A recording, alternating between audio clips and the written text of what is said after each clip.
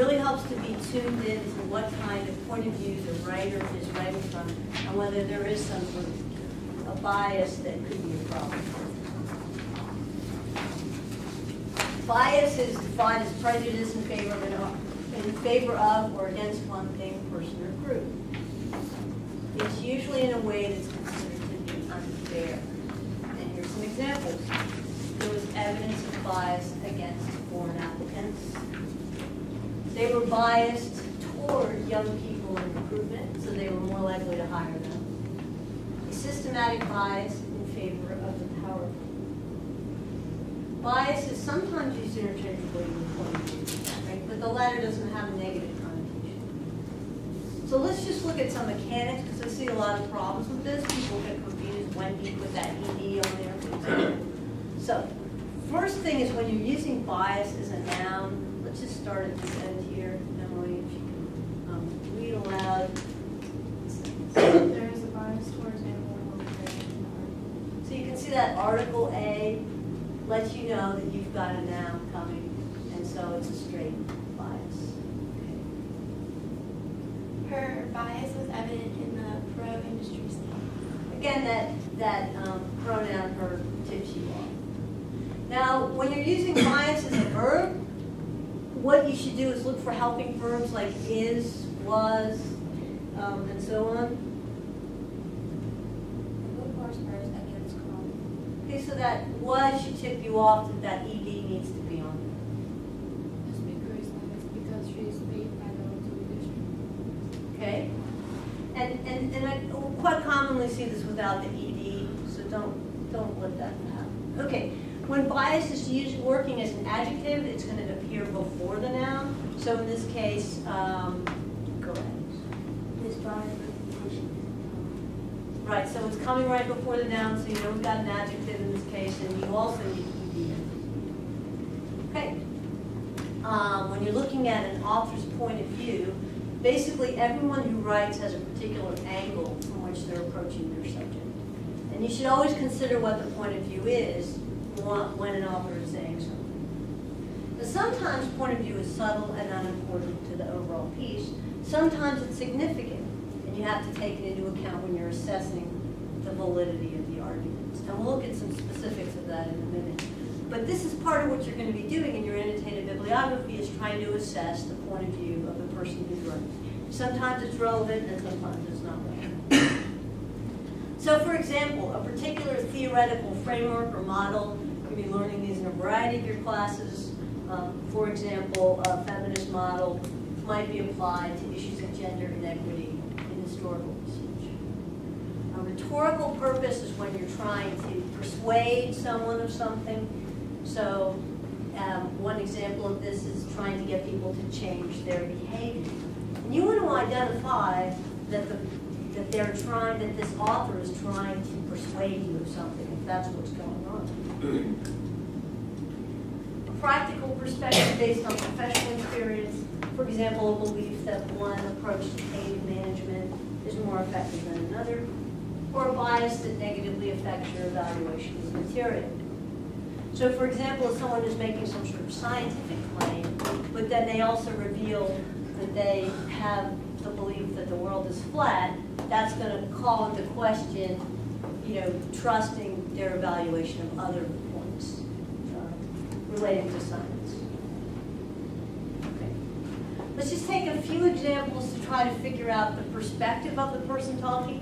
And what I'm looking for here are examples of what kind of bias or point of view they might be coming from. Okay, so here's an example. Our boys were having a rough time of it, and the black regiment was too.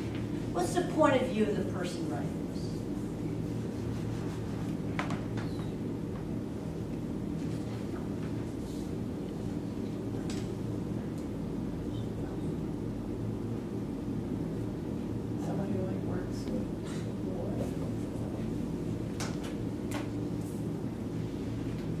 I'll give you this one. So in this case, I would say this was from a period when regiments were separated by race. So this was probably, say, this could have been World War II or earlier. And so this is from the perspective of a white regiment, right? Right? So they're not even thinking about the fact that they're separating out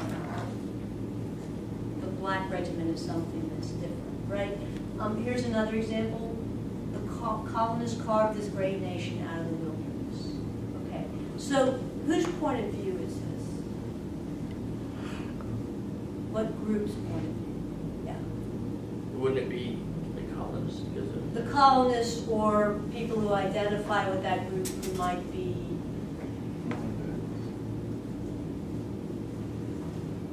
What group is not considered in this when it's making? Native American. What'd you say? Native Americans are not being considered, right? Because when the colonists came to this continent, there were people already living here. And they weren't living in a wilderness. There were a lot of societies here already. Right, and so this doesn't take that into account, and it affects how they perceive that. Okay, let's look at this one. Only undergrads with GPAs over 3.0 will find jobs next year. This is again a certain kind of point of view. Whose point of view is it? What kind of assumptions do they make?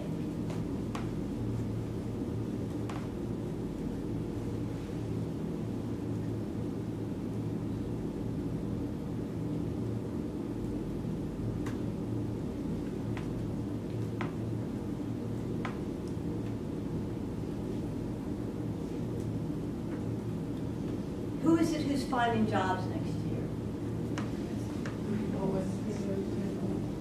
Okay, only undergrads with certain GPAs. What about the 3/4 of the people who don't have college degrees and are still getting jobs? First of all, this sentence says only, right? So that's a problem to start off with. But this is assuming that the only target group that they're going to be addressing is people who have college degrees. So if you're writing a paper, for example, on other kinds of jobs that don't require college degrees, this would present a problem of bias. Okay? Not a very Christian attitude, what kind of point of view is this?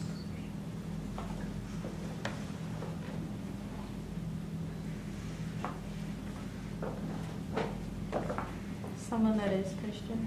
Okay, it's someone who's Christian and also sort of someone who's associating that moral behavior has to be phrased in this way, right? It kind of excludes moral behavior of non-Christians.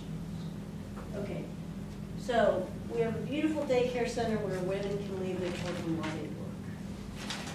What assumption does this writer make?